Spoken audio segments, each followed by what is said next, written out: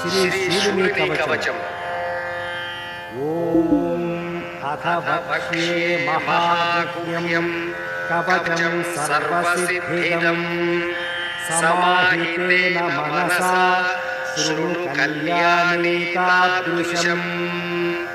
शूलिन्या कवचं तेव्यं जगद्रक्षणकारणम् सर्वसिद्धिप्रदं श्रेष्ठं सर्वपापविनाशनम् सर्वमङ्गलमाङ्गल्यं सर्वैश्वर्यप्रदायकम् ब्रह्मज्ञानकरं हृदयं भीषणं जयवर्धनम् सर्वरोगहरं शान्तं सर्वरक्षाकरं परम् ऋषिर्देव